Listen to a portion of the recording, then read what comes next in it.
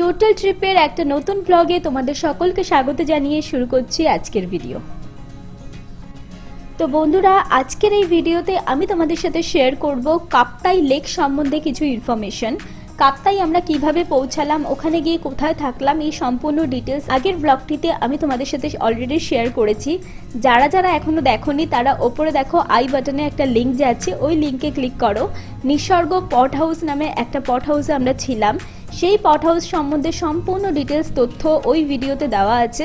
তো তোমরা যারাই দেখতে চাও ওই লিঙ্কে ক্লিক করে দেখতে পারো।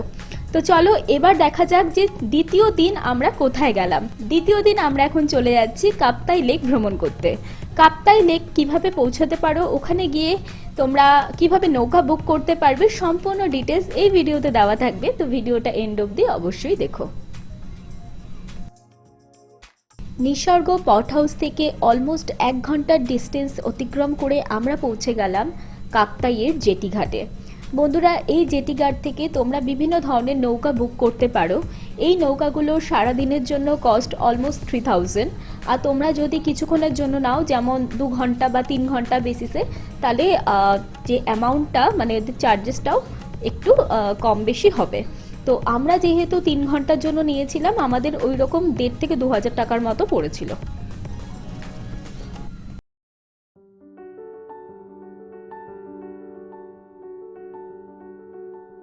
তো চলো বন্ধুরা, এবার জেনে নেওয়া যাক এই কাপ্তাই লেক সম্বন্ধে কিছু ইনফরমেশন।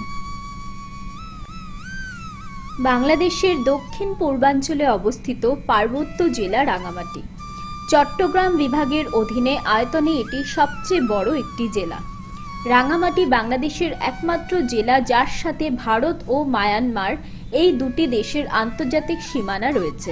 প্রায় 2000 বর্গ কিলোমিটার আয়তনের এই হ্রদটি মূলত একটি কৃত্রিম হ্রদ।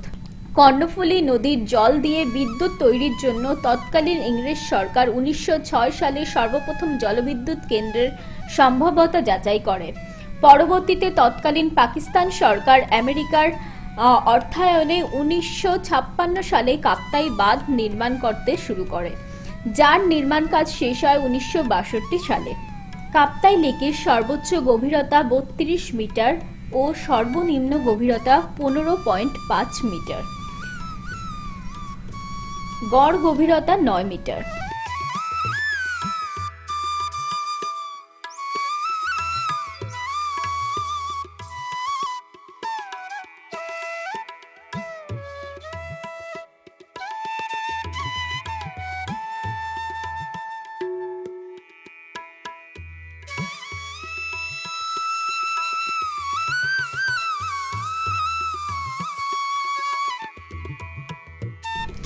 ফেরিঘাট থেকে ফেরিটা ছাড়ার পর যতই সামনের দিকে এগোচ্ছিল ততই বিস্ময়করভাবে আমি তাকিয়েছিলাম। একটা কৃত্রিম হ্রদ এত সুন্দর কিভাবে হতে পারে? যত দূর চোখ যাচ্ছিল শুধু আকাশ আর স্বচ্ছ জল দেখতে পাচ্ছিলাম।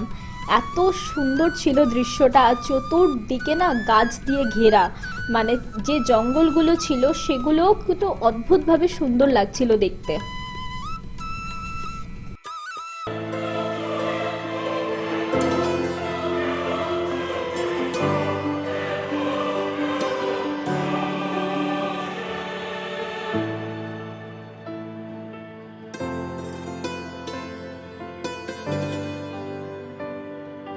কর্ণফুলী নদীর উপর কাপ্তাই বাঁধ নির্মাণ করার ফলে রাঙামাটি জেলার প্রায় 58,000 একর কৃষিজমি ডুবে যায়, যা ওই কালের মোট কৃষিজমির 40%।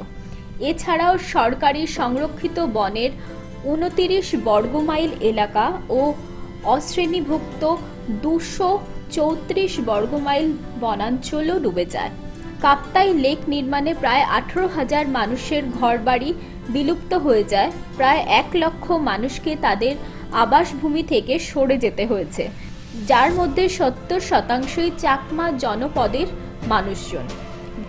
বাঁধ নির্মাণের পূর্বে রাঙামাটির 250 বর্গমাইল ডুবে যাওয়ার পূর্বাভাস দেওয়া হলেও বাঁধ নির্মাণের পর 350 বর্গমাইল ডুবে যায়। 1970 সালে ফার ইস্টার্ন ইকোনমিক ম্যাগাজিনের এই প্রতিবেদনে বলা হয়, কর্ণফুলী প্রকল্পের ক্ষতিগ্রস্তদের ক্ষতিপূরণ হিসাবে 51 মিলিয়ন মার্কিন ডলার বরাদ্দ হলেও তৎকালীন পাকিস্তান সরকার শুধুমাত্র 2.6 মিলিয়ন মার্কিন ডলারই ব্যয় করে।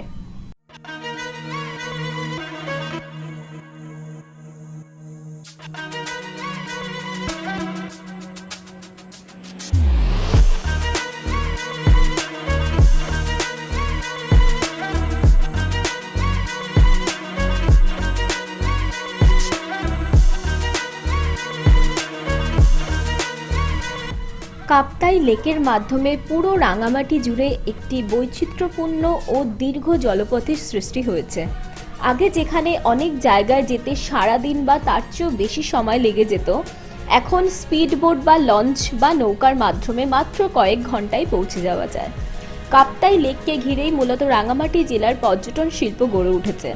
এই লেকের ওপরে রয়েছে বিখ্যাত ঝুলন্ত ব্রিজ, এখানে আছে শুভলং জলপ্রপাত, মুপ্পছড়া ঝর্ণা, কমলক ঝর্ণা, রাজবন বিহার ও বীর শ্রেষ্ঠ মুন্সি আব্দুর রউফের সমাধি। এছাড়াও রাঙামাটিতে রয়েছে আরও অনেক দর্শনীয় স্থান।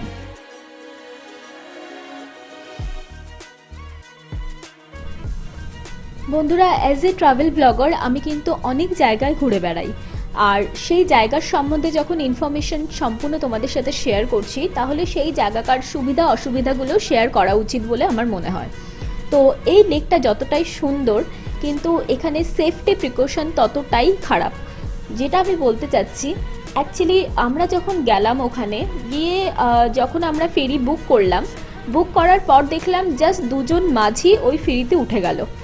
ওরাই ফেরিটাকে চালাচ্ছিল, কিন্তু এতগুলো যে প্যাসেঞ্জার ওরা তুলেছে আর তাদের কোনো রকম সেফটির ওরা কোনো বন্দোবস্ত করেনি।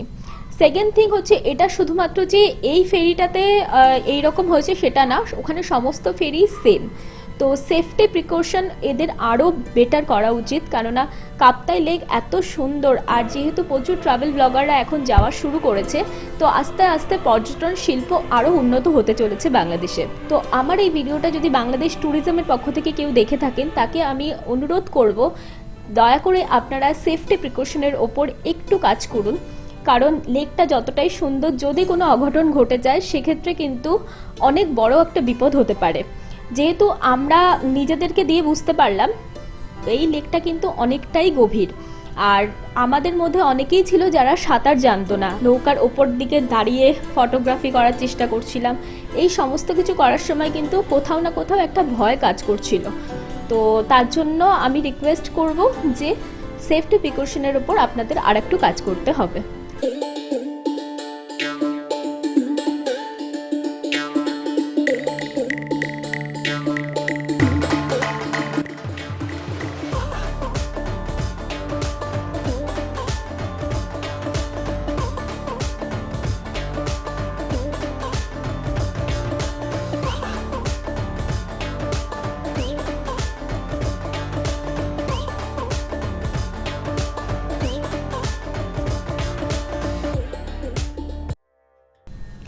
কিছু দূর যাওয়ার পর আমাদেরকে একটা ফেরি ঘাটে নিয়ে যাওয়া হলো এবং বলা হলো যে ওপরে একটা পার্ক আছে আর একটা আর্মি ক্যাম্প আছে, আপনারা চাইলে দেখে আসতে পারেন। এক্স্যাক্টলি লোকেশনটা আমার মনে নেই যে লোকেশনের নামটা কী ছিল, কিন্তু জায়গাটা অপূর্ব সুন্দর ছিল। আমি তোমাদের জায়গাটার একটা ছোট্ট ট্যুর করিয়ে দিচ্ছি।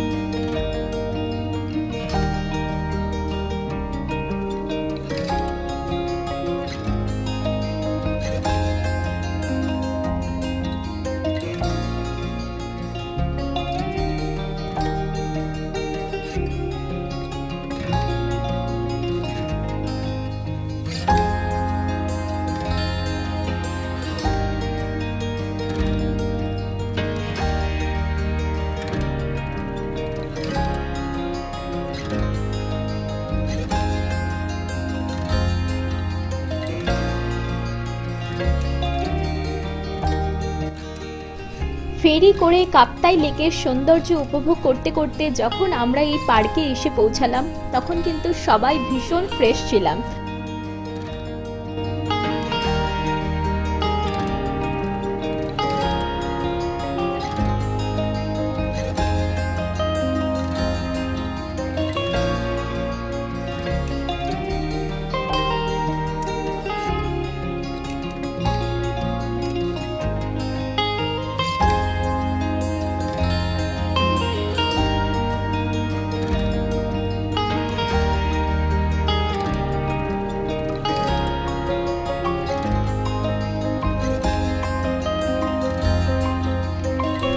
শীতের ওরকম চড়া রোদের মধ্যে 3 ঘন্টা ঘোরার পরেও সবাই যথেষ্ট রিফ্রেশিং মুডে ছিল, কিন্তু কোথাও না কোথাও সবার জল তেষ্টা পেয়েছিল, তাই সবাই মিলে ওখানে ডাব ট্রাই করলাম। ওখানে কিছু লোকাল ফল খেলাম যেগুলো ওখানকার পাহাড়ি মানুষরা বিক্রি করছিল। কিছু নতুন পাহাড়ি মানুষদের সাথে আলাপ হলো এবং তাদের আন্তরিকতা এত ভালো ছিল যে কিছু বলার নেই। মানে এই ধরনের আন্তরিকতা পেলে মানুষ তো আবার আসবে, তাই না? তো রাঙামাটিতে ওটা আমার লাস্ট দিন ছিল। তো লাস্ট দিন হিসাবে কিন্তু আমার ঘোরাটা সত্যিই ভীষণ ভালো হয়েছিল। সমস্ত বন্ধুদের নিয়ে এত সুন্দরভাবে একটা দিন কাটাবো ভাবতে পারিনি। সত্যিই খুব ভালো মেমোরিজ নিয়ে আমি ফিরবো।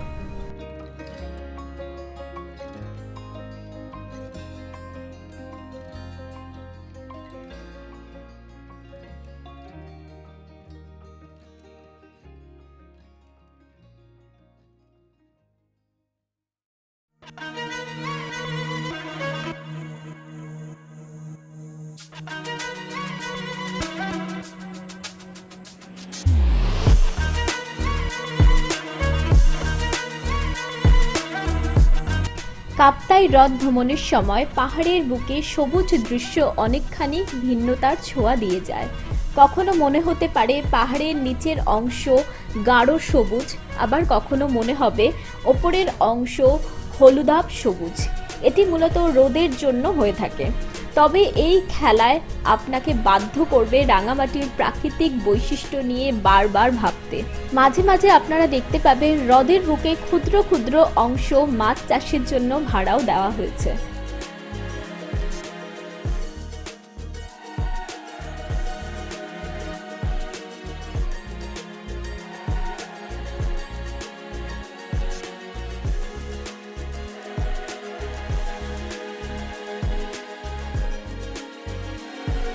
বন্ধুরা, আমার এই ব্লগটা দেখার পর তোমাদের যদি মনে হয় যে কাপ্তাই লেক তোমরা ঘুরতে আসবে, তাহলে অবশ্যই তোমরা নিসর্গ পড হাউস বুক করো। নিসর্গ পড হাউসে একদিন থাকা ওয়ার্থ ইট।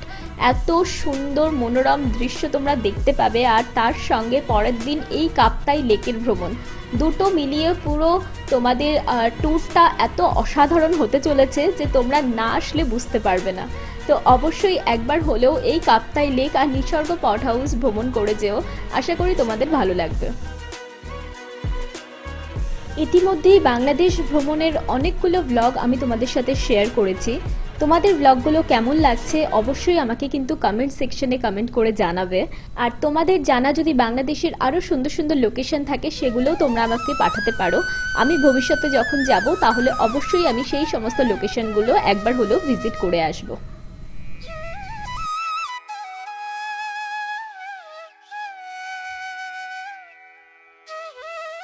তো বন্ধুরা, যদি আজকের ভিডিও তোমাদের ভালো লেগে থাকে অবশ্যই আমার চ্যানেলটিকে সাবস্ক্রাইব করো, ভিডিওগুলোকে লাইক করতে ভুলো না, আর ভিডিওগুলোকে অবশ্যই শেয়ার করো তোমাদের বন্ধু বান্ধব ফ্যামিলি সবার সাথে।